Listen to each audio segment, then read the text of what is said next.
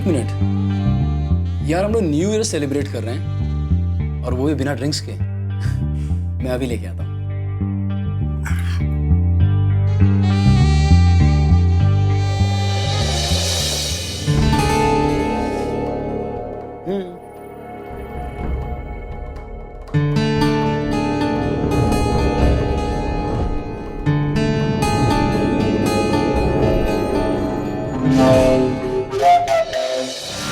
स्वागत है आपका एक ऐसी खतरनाक दुनिया में जहां झूठ और धोखाधड़ी रोज के काम है, जहां किसी को ठगना सांस लेने के बराबर है, जहां कोई भी किसी भी वक्त आपका फायदा उठा सकता है, आपके भरोसे को तोड़ सकता है। और यह सब इन बड़े बड़े होटल्स के कमरों तक सीमित नहीं है। आपके साथ, मेरे साथ, किसी के साथ भी हो सकता है ये। और छल कपट करने वाला इंसान किसी के चरित्र, उसके मजहब, उसकी जात को नहीं देखता। उसका मकसद तो साफ होता है, सिर्फ अपना फायदा और दूसरे का नुकसान। धोखा खाने का डर आखिर किसे नहीं होता। शादी के गठबंधन से लेकर व्यापार के सौदे तक हम सबको हमेशा यही डर सताता रहता है कि कहीं कोई हमारा फायदा ना उठा ले, कोई हमें ठग ना ले। और क्यों ना, आज के जमाने में सावधान रहना अनिवार्य हो चुका है, क्योंकि कड़वा सत्य तो यही है, हम एक ऐसे समाज में जी रहे हैं जो धोखेबाज और चालबाज लोगों से भरा पड़ा है। लिहाजा अपनी आज की कहानी के जरिए हम आपको ऐसे ही कुछ खतरनाक अपराधियों से आगाह करने जा रहे हैं।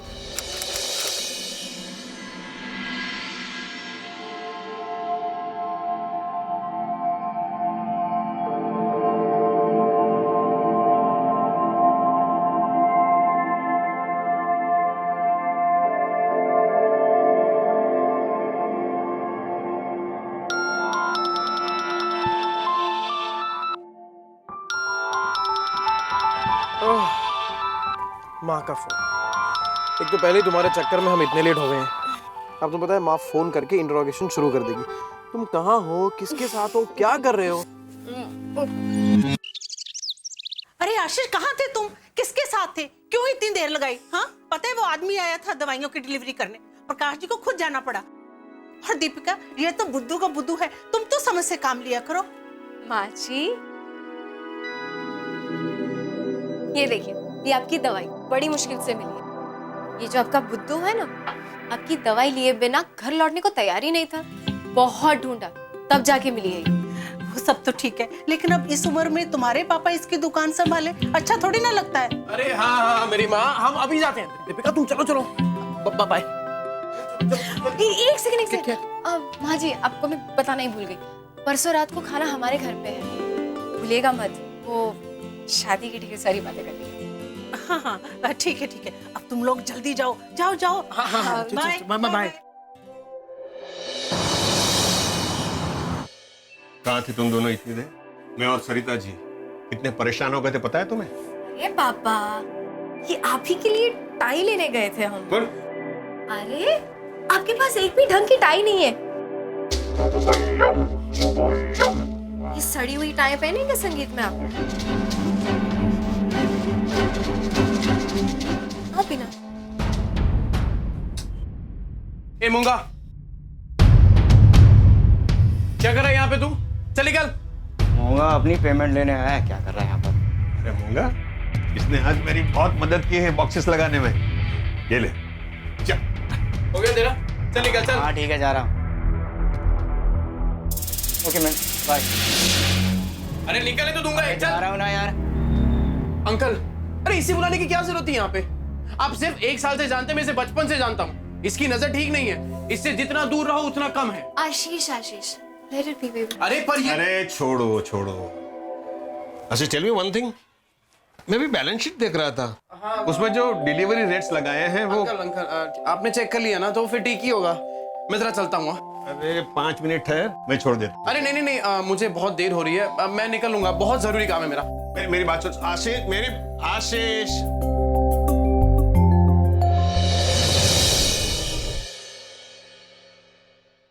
यार आशीष, तेरी तो किस्मत ही चमक गई यार। 1 साल के अंदर इतना बड़ा बिजनेस जमा लिया, साथ में शादी की तैयारी भी, वो भी इतनी जोरों शोरों से। कमाल है। अबे ये सब छोड़ यार, कितना बड़ा बेशरम है ये। सारा काम अपने ससुर से करवाता है और खुद उंगली भी नहीं उठाता। अरे यार, अब तुम लोग को तो पता है ना कि मैं कितना काम करता हूँ।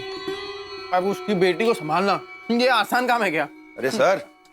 अरे टेलर मास्टर, आप भी यहीं पे? अच्छा एक बात बताइए, शादी का सूट क्या शादी के बाद देंगे आप? सूट मैंने भेज दिया है, फिटिंग वगैरह सब बराबर है ना?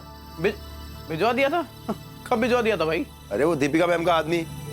दीपिका मैडम का कौन सा आदमी? अरे सर वो है ना एक क्या छोटा सा मूंगा आया था उस दिन, मैंने दे दिया उसको। मूंगा? इस मूंगा की तो मैं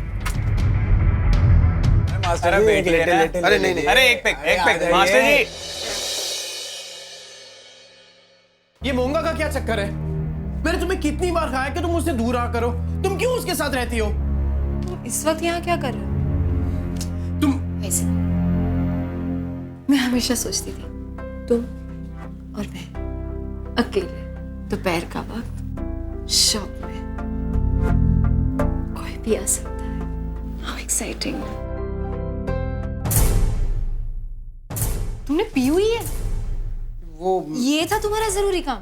नहीं, वो थोड़ा खैर छोड़ो, वैसे भी तुम पीने के बाद और नॉटी हो जाते हो।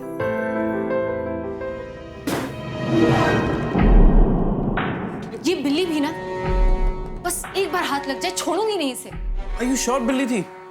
छोड़ो ना। आप एक बार जरा इनविटेशन के डिजाइन देखिए ना, मेरी तो कुछ समझ में नहीं आ रहा। आप जरा देखिए ना कौन सा फाइनलाइज करना है। इनमें से सबसे महंगे वाला कौन सा है? ये वाला।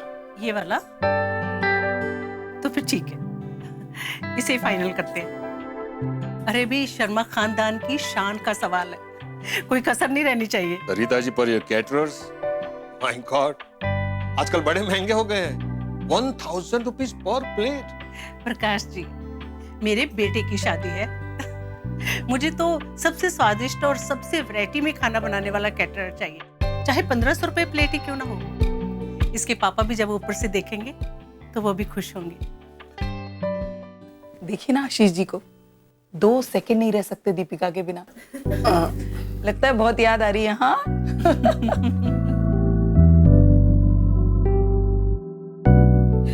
तो टाइम लगेगा, लेकिन मैं जो खबर लाया हूं वो ज्यादा रुक नहीं सकती। ये रहे सारे पेपर्स, साउथ दिल्ली की प्रॉपर्टी की डील फाइनल हो चुकी है। शर्मा ट्रेडर्स की नई ब्रांच साउथ दिल्ली में, बस आशीष के कुछ सिग्नेचर्स की जरूरत है। प्रकाश जी, आपको नहीं लगता कि चीजें बहुत तेजी से आगे बढ़ रही है? अरे देखिए ना, अभी अभी तो इसने बिजनेस खोला है और मुझे नहीं लगता कि ये संभाल पाएगा। देखिए सरिता जी, आप खामखा परेशान हो रही हैं। अरे यही तो उम्र है बिजनेस बढ़ाने की। और फिर ये भी तो है ना, ये क्या करने वाले हैं रिटायरमेंट के बाद? हाँ प्रकाश जी तो है, इन्हीं के कारण तो इसने अपने वो निकम्मे दोस्तों के साथ घूमना फिरना बंद किया है।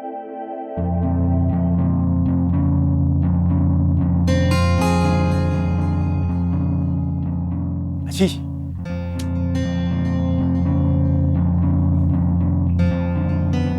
अबे आशीष, अबे कब से आवाज लगा रहा हूँ, पलट तो सही।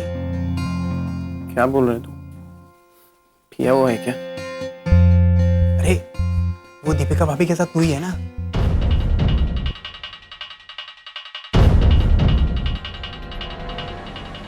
सुन, तू क्या बोल रहा है? तूने दीपिका को देखा? कहाँ पे? अरे सेंट्रियम मॉल में, मैं तेरे पीछे खड़ा हूँ, पलट ना। Are you sure तूने दीपिका को देखा है किसी और के साथ? हाँ, क्यों?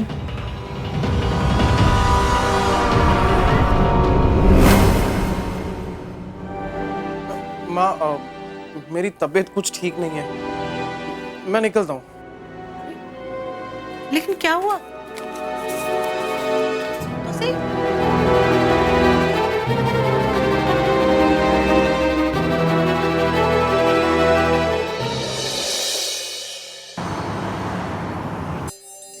हाय बाबू, कैसी है तबीयत अब? कल रात इतनी जल्दी क्यों चले गए? अच्छा, तुमने वो पेपर साइन कर लिए जो पापा ने भेजे थे? वो खो गए। खो गए? What do you mean खो गए? तुम्हें पता भी है पापा ने कितनी मुश्किल से वो सारे डॉक्यूमेंट्स अरेंज किए थे? लापरवाही की भी हद होती है। तुम अब बच्चे नहीं रहे। फाइन, ये लो, ये तुम्हारे लिए प्रॉपर्टी के पेपर्स, दुकान, बिजनेस, यही सब मायने रखता है। मैं तो कुछ भी नहीं ना। सब जानता हूं मैं क्या चल रहा है तुम्हारे रोज मोंगे के बीच। तुम्हारे आजू बाजू 2 महीना तो वो घूमता है वो। क्यों तुम उसके साथ वो सेंटर में मॉल गई थी? ये लो, यही चाहिए थे ना? ये लो, ये लो। कितनी गिरी हुई सोच है तुम्हारी। मैं तो तुम्हारे लिए गिफ्ट।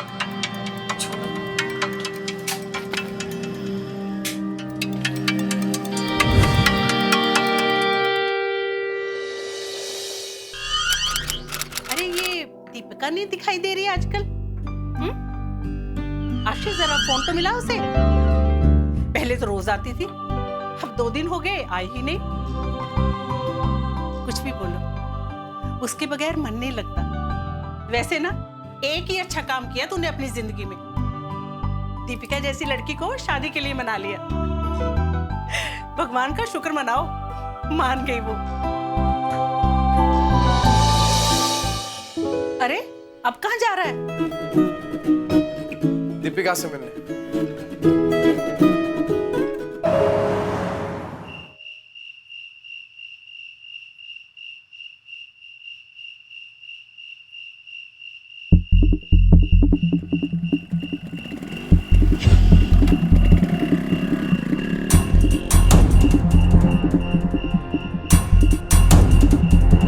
दीपिका, दीपिका, दीपिका। अरे ये दरवाजा खुला छोड़ के कहाँ चले गए? दीपिका, दीपिका।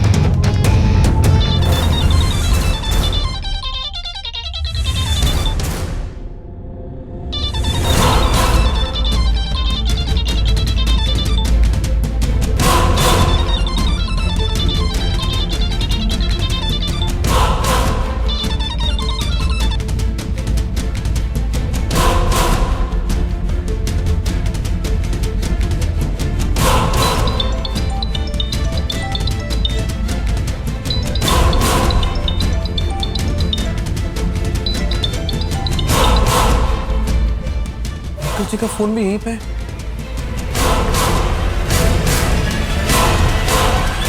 हेलो माँ। कमाल है, ऐसे दरवाजा लॉक किए बिना कोई जाता है क्या? पर बेटा कहाँ गए होंगे?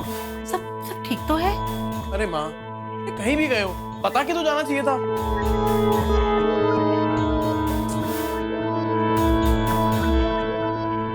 अब क्या करें बेटा? शायद कानपुर वाले मामा जी की तबीयत खराब हो, शायद उसी सिलसिले में वो कानपुर गए हो।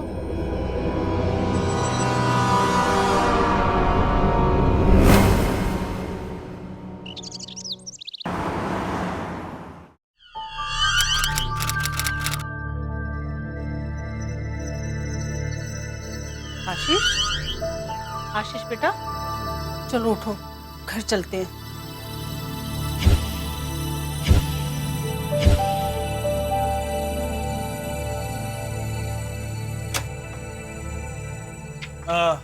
जियो, प्रकाश जी का कुछ पता चला क्या? नहीं, अभी तक कोई पता नहीं चला है। क्या हो गया, मतलब अचानक गायब हो गए, कुछ पता ही नहीं चला। अपने दामाद को भी नहीं बताया है? कोई बात नहीं, अगर कुछ पता चले तो हमको ही बता दीजिएगा, और कोई हेल्प की जरूरत हो तो प्लीज। है, नमस्ते जी।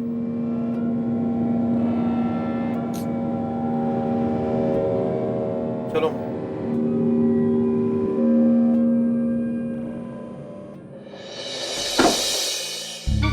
ये बेकार के पड़ोसी, लगता कोई और काम काज नहीं है इन्हें। बेमतलब की बातों में पूरा ध्यान है। भला ये कैसे हो सकता है कि किसी ने उन्हें जाते हुए ना देखा हो? हाँ?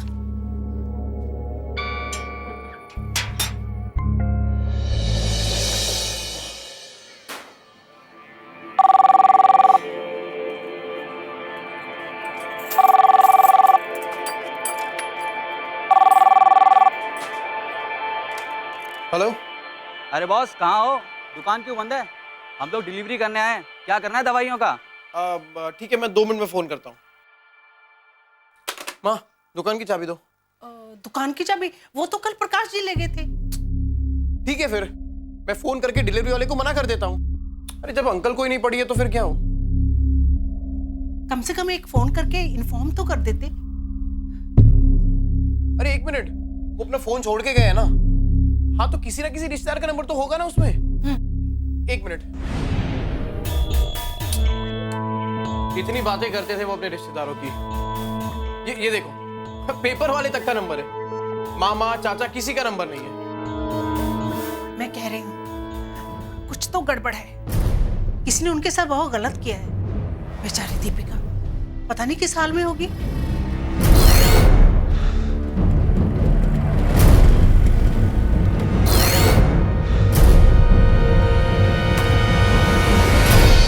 आशीष, अरे मूंगा, क्यों बुला लेता है अपने दोस्तों को जब खुद ही घर पर नहीं होता है? कब से इंतजार कर रहा है? मेरा कौन दोस्त आ गया? तू यहाँ क्या कर रहा है? दीपिका कहाँ है? मुझे नहीं पता। मूंगा, दीपिका कहाँ है? अरे एक बार कहा ना मुझे नहीं पता। बता। माइक एक मिनट, तुम अंदर जाओ। तुम अंदर जाओ। मुझे नहीं पता। मुझे नहीं। कल रात को दीपिका के घर क्या कर रहा था तू? हाँ, दीपिका और प्रकाश अंकल को गायब तूने किया है मूंगा। मुझे छोड़, मैं बताता हूँ। मैं गया वहाँ पे कोई नहीं मिला तो मैं फौरन वापस आ गया। मैं सच बोल रहा हूँ यार। अच्छा, हाँ। सच बोला? दीपिका के साथ क्या क्या बातें करता था दीपिका के साथ? बता बता। सुन मेरी बात सुन यार। मैं प्रकाश जी से मिलने जाता था उनके डील के चक्कर में, प्रॉपर्टी की। कौन सी प्रॉपर्टी डील? अरे यार पटियाला में उनकी एक प्रॉपर्टी है, उसे बेचना चाहते थे वो। मैं कुछ लोगों को जानता हूँ जो उनकी मदद कर सके, बस इसलिए जाता था यार। और दीपिका से क्यों बात करता था? यार दीपिका मेरे दादा दादी का हाल चाल पूछने आती थी बस। अच्छा, और उसके साथ बाहर क्यों जाता था तू उसके साथ? मैंने बताया ना कि मैं प्रकाश जी के काम के सिलसिले में मिलता था उससे यार।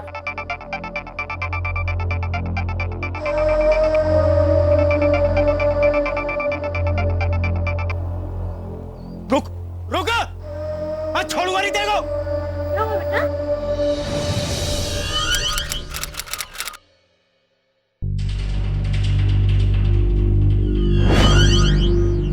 क्या हुआ? कुछ पता चला? वापस आए क्या वो लोग? ये मेरा बेटा आशीष।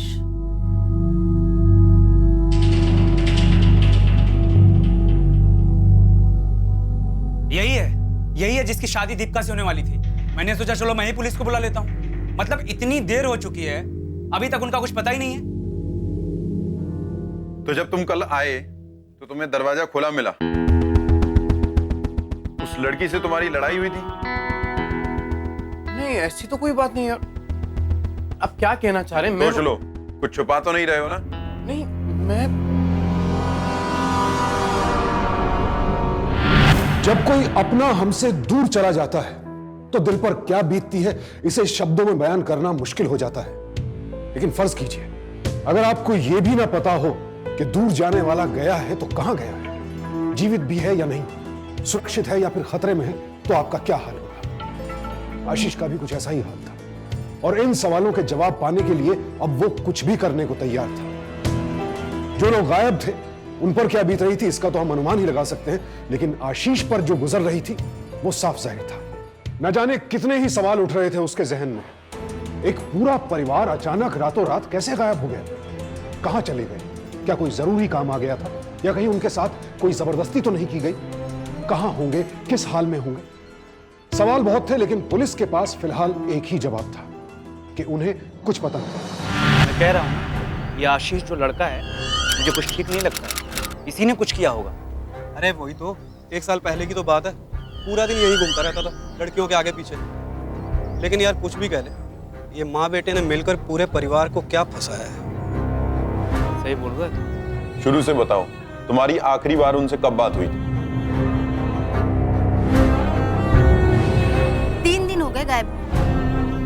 लगता है अब वो वापस नहीं आएगी। मोगा को मारने क्यों गया था तू? बता।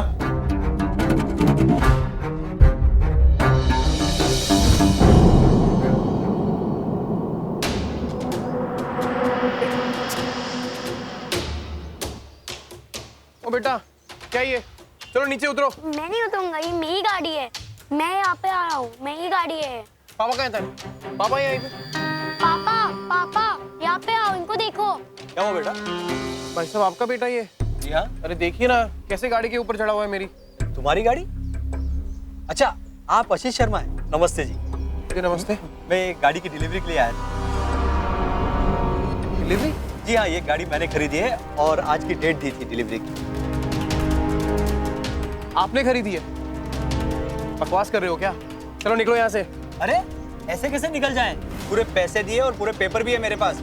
मैं क्यों जाऊं? भाई साहब सुनो, कोई गलतफहमी हुई है आपको। ये गाड़ी मेरी है। ओए कोई गलतफहमी नहीं हुई है मुझे। मैं ये गाड़ी लेकर जाऊंगा।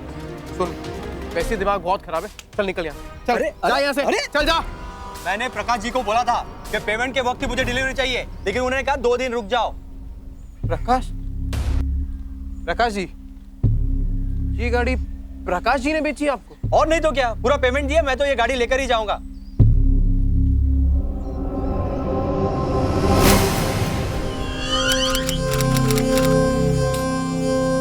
कोई तो वजह जरूर होगी ना। अंकल हमारी गाड़ी बिना बताए कैसे बेच सकते हैं?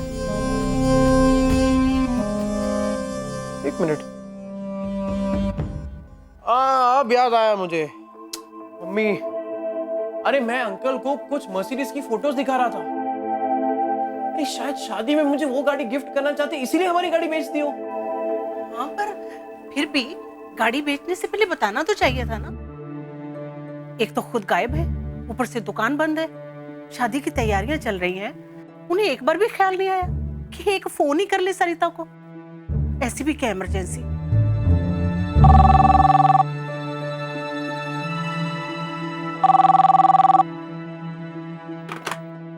हेलो, आशीष जी बोल रहे हैं? जी बोल रहा हूँ। मैं डेकोरेटर बोल रहा हूँ। मैंने आपसे पहले ही कहा था कि एडवांस लिए बिना मैं काम शुरू नहीं करूँगा। हाँ, तो चेक तो दिया था तुझे। कौन सा चेक? वो चेक तो बाउंस हो गया। क्या बाउंस? अरे 8,000 का चेक कैसे बाउंस हो सकता है? 8,000? मैंने बैंक वालों से पूछा था, 8 रुपए भी नहीं है उस अकाउंट में। मैं दोबारा बता देता हूँ कि बिना एडवांस के मैं काम शुरू नहीं करूँगा। अरे हेलो,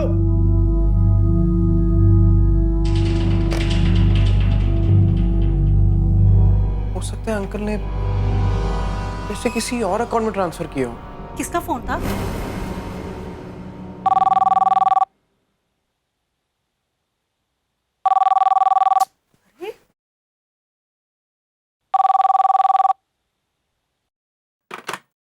हेलो माँ जी, मैं हरिदास बोल रहा हूँ। हाँ, आपके अमृतसर वाले फार्म हाउस का चौकीदार। माँ जी देखिए ना, ये लोग हमारा सामान जबरदस्ती निकाल रहे हैं। क्या? कौन लोग घर से निकाल रहे हैं तुझे? हाँ, अब तूने पुलिस को क्यों नहीं बुलाया? पुलिस वाले ही तो है माँ जी। माँ जी आप इनसे बोलिए ना। मेरी बात करा जरा इनसे। सर। हेलो, देखिए मैं सरिता शर्मा बोल रही हूँ। ऐसे कैसे घुस आए आप हमारे घर में? हाँ, और इसे क्यों घर से निकाल रहे हैं? ये हमारा घर है। अरे मैडम जी, आपकी प्रॉपर्टी बिक चुकी है। और आप अपने चौकीदार को बोले जो नया ओनर है उसको अंदर जाने दे। क्या? ये कह रहे कि प्रॉपर्टी बिक गई? ऐसे कैसे प्रॉपर्टी बिक गई? हाँ, ऐसे कैसे? ये प्रॉपर्टी हमारे नाम पर है, ये कैसे हो सकता है? ओ मैडम जी, मैंने सारे पेपर चेक किए हैं और ये शर्मा जी के पूरे सिग्नेचर भी मैंने देखे हैं और ये प्रॉपर्टी प्रकाश गुप्ता जी के नाम बेच दी गई है। और प्लीज आप अपने चौकीदार को बोले कि हमारा काम हमको करने दे। क्या हुआ माँ? कह रहे प्रॉपर्टी बिक गई प्रकाश जी के थ्रू।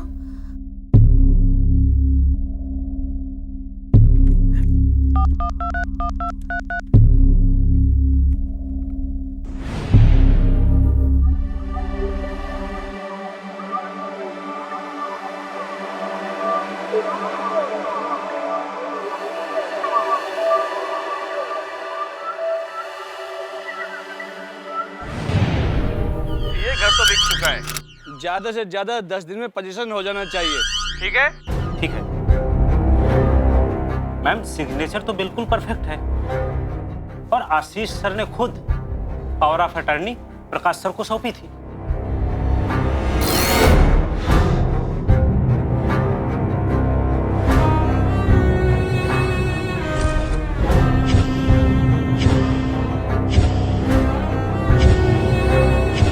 एक मासूम निर्दोष इंसान का भरोसा ऐसे चालबाजों का सबसे बड़ा हथियार होता है, और यह भरोसा हासिल करने के लिए ये लोग किसी भी हद तक जा सकते हैं। शर्मा परिवार का भरोसा जीतने के लिए इन लोगों ने क्या कुछ नहीं किया।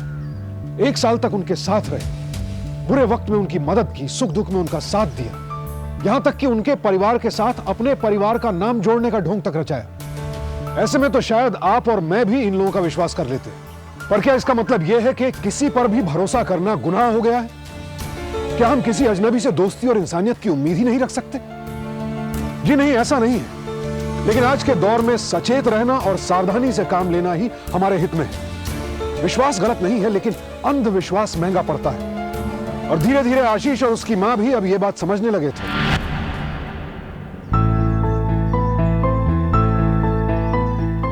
क्या वाकई प्रकाश जी ने हमारे साथ, क्या उन्होंने सच में ऐसा किया? नहीं नहीं, वो ऐसा नहीं कर सकते। पर सिग्नेचर तो उन्होंने लिए। और दीपिका कितना घुल मिल गई थी हमसे। ये कैसे हुआ?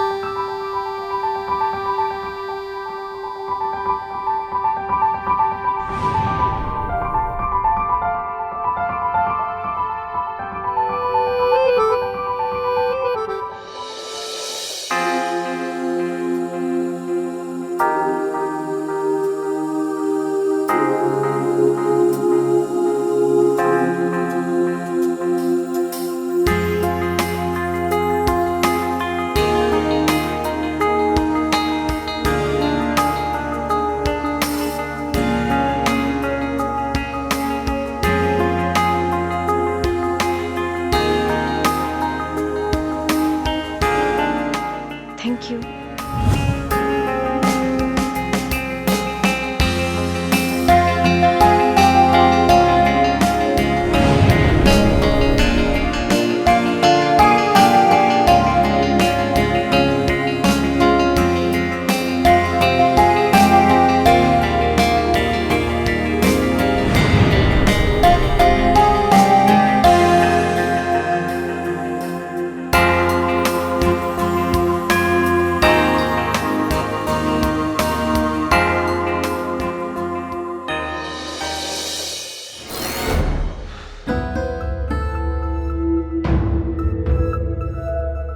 आशीष, नहीं आशीष, ऐसे नहीं करते।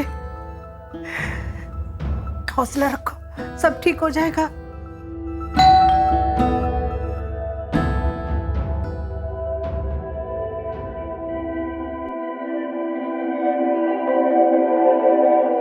जी, हम लोग इस घर पे कब्जा करने आए। बैंक द्वारा अब इस घर की नीलामी होगी। आप लोगों ने कोई मोर्गेज पेमेंट ही नहीं दिया है। चलो। रुको। अरे ये हमारा घर है। हटो। छोड़ो।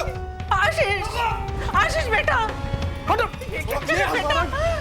हटो। देखिए, मैं मानता हूँ आपके साथ जो हुआ वो गलत हुआ, लेकिन इसका ये मतलब नहीं है कि आप हाथापाई पर उतर आए, और खासतौर से सरकारी अफसरों के साथ। तो क्या करूं? आप लोग तो कुछ कर नहीं रहे, हाथ पे हाथ धरे बैठे हुए हैं। देखिए, पुलिस का काम पुलिस पर छोड़ दीजिए तो ज्यादा बेहतर रहेगा। जब आपने खुद पेपर साइन करके दिए तो हम क्या कर सकते हैं? कौन है ये लोग, कहां से आए और कहां गए, कोई नहीं जानता। मैं जानता हूं।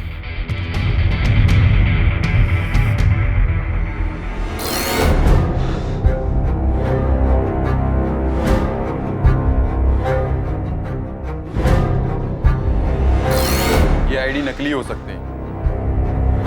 देखिए, इतनी मुश्किल से एक लीड मिली है, कम से कम उन्हें ढूंढने की कोशिश तो कीजिए आप। पवन, पटियाला के इस एड्रेस का पता लगाओ। जी। और हाँ, नेक्स्ट टाइम ऐसी कोई मारपीट की कंप्लेंट आई तो मजबूरन मुझे स्ट्रिक्ट एक्शन लेना पड़ेगा, समझे? अब आप लोग जा सकते हैं। खबर मिलने पे दोबारा बुलाता हूँ।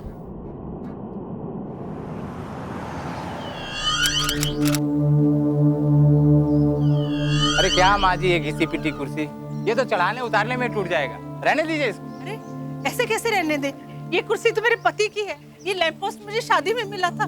30 सालों से आदत है इन चीजों के साथ रहने की, ऐसे कैसे छोड़ दे। नहीं भैया, इसे भी रखो। आशीष समझाओ ना इसे, कह रहा है कि ये कुर्सी को यहीं छोड़ देते हैं, ऐसे कैसे नहीं जाएगी ये कुर्सी।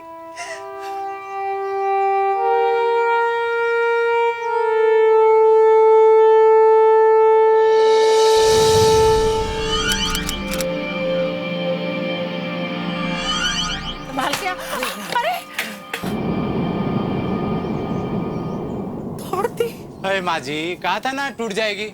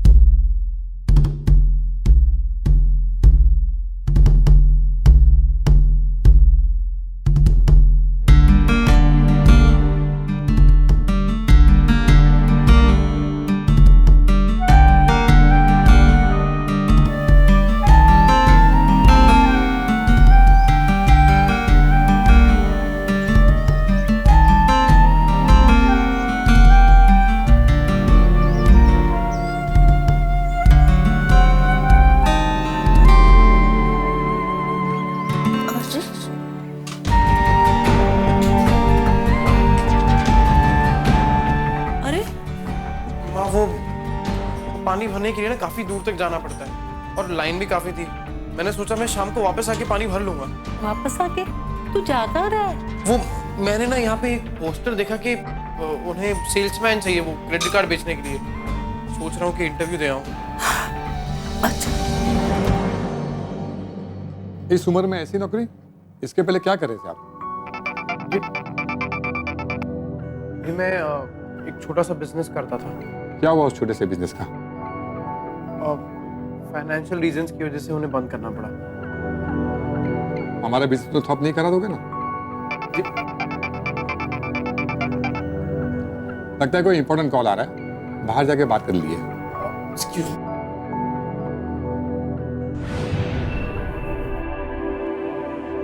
हेलो सुरेश, वो आदमी जो बाहर गया उसे जरा वापस भेज दो। चला गया?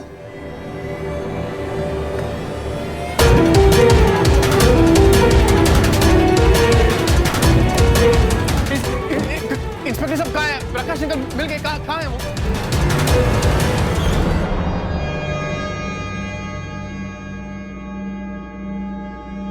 ये प्रकाश अंकल नहीं है क्या? अरे इंस्पेक्टर साहब, यही बात तो मैं कब से आपसे कह रहा हूँ कि आपको कोई गलतफहमी हुई है। खामखा आपने पटियाला से मुझे यहाँ बुला लिया। पवन, फोटो दिखाओ इन्हें। ये फोटोज देखिए, आप जानते हैं इन्हें?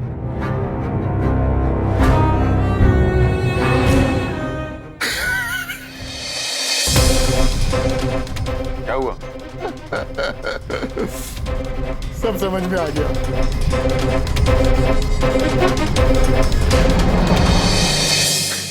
समझ गया, सब समझ गया। तुम्हारा कितने का नुकसान हुआ? 15 लाख, 20 लाख?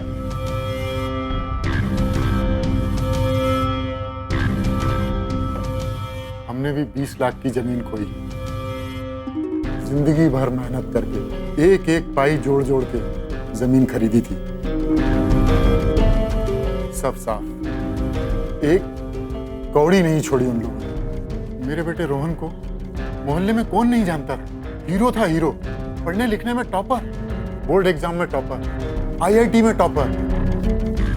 बस मैं उसके कॉलेज खत्म होने का इंतजार कर रहा था। उसका फाइनल ईयर चल रहा। तभी हमारे मोहल्ले में कुछ नए लोग शिफ्ट हुए हमारे पड़ोस में, और वहीं पर रोहन की मुलाकात प्रियंका से हुई। शुरू में हमें लगा कि अगर रोहन प्रियंका की थोड़ी सी पढ़ाई में मदद करता है तो उसमें हर्जी क्या है। और तो और जब बात पढ़ाई से भी थोड़ी आगे निकल गई तो हमने कुछ नहीं बोला। हमने सोचा कि अब जमाने के साथ आगे बढ़ना है, दो जवान लोग हैं, इसमें खराबी क्या है। और फिर प्रियंका के माँ बाप कितने अच्छे लोग हैं, हमें कोई आपत्ति नहीं। 150 रुपया किलो। अरे दिवाकर जी, कैसे हैं आप? अरे प्रकाश जी, अच्छा हुआ आप मिल गए। मैं यहाँ पे के पास आने वाला था। मैं आपका शुक्रिया कैसे अदा करूं, समझ में नहीं आ रहा है। आपके बेटे राहुल ने क्या जादू कर दिया मेरी बेटी पर। कितने पहली बार कितने अच्छे मार्क्स आए हैं। अरे दिवाकर जी, इसमें शुक्रिया की क्या बात है। अरे प्रियंका को तो हम अपने परिवार का सदस्य समझते हैं अब तो। शुक्रिया, बहुत बहुत शुक्रिया आपका।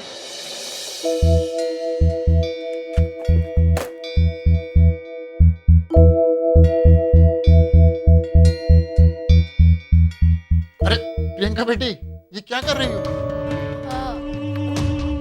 अब तो रहने ही दो।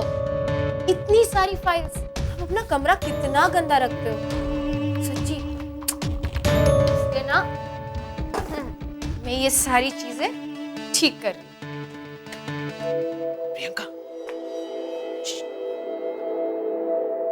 लाओ बेटा, मैं संभाल लूंगा। लगता है इस समय किसी और को ज्यादा जरूरत है तुम्हारी।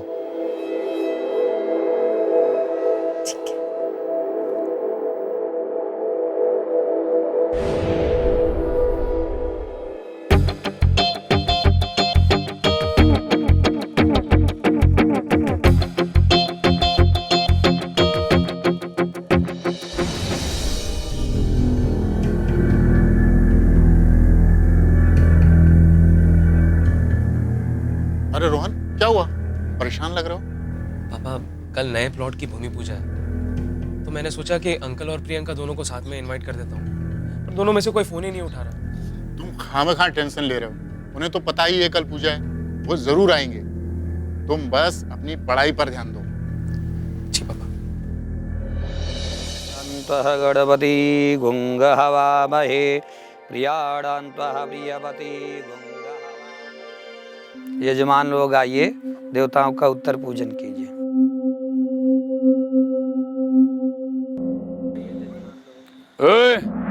क्या कर रहे हो तुम लोग?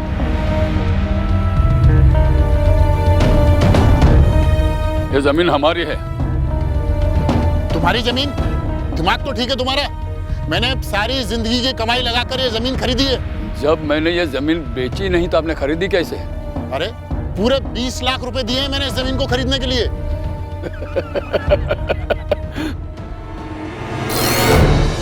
अब इसके आगे तो आप सब समझ गए होंगे। तीनों के तीनों गायब, जैसे थे ही नहीं। हमारा जो नुकसान हुआ सो हुआ, लेकिन मेरा बेटा रोहन, उसे बहुत बड़ा सदमा पहुंचा। डिप्रेशन में चल गया। आज भी उसका ट्रीटमेंट चल रहा है। इंस्पेक्टर साहब, ऐसे लोगों को भगवान कभी माफ नहीं करेगा। क्या ये शख्स वाकई उन गुनहगारों को पहचानता था? क्या आखिरकार आशीष को अपने सारे सवालों के जवाब मिल जाएंगे, या फिर ये भी उन लोगों का कोई और झांसा था? क्या था सच, ये जानने के लिए हम वापस आएंगे कल, यानी नए साल में, इस कहानी के कुछ नए पहलुओं को खोलने, कुछ नए खुलासों के साथ कुछ खौफनाक राज जानने के लिए। मेरी ओर से आप सभी को नव वर्ष की हार्दिक शुभकामनाएं। इस उम्मीद के साथ कि आने वाला ये साल आपके लिए और भी शुभ और भी कुशल होगा, मैं सुशांत सिंह आपसे विदा लेता हूं। लेकिन एक बात याद रखिएगा कि मौज मस्ती और जश्न के इस माहौल में सावधान रहना, सतर्क रहना भी उतना ही जरूरी है। और हां, सावधान इंडिया, फाइट बैक नाउ। तो सावधान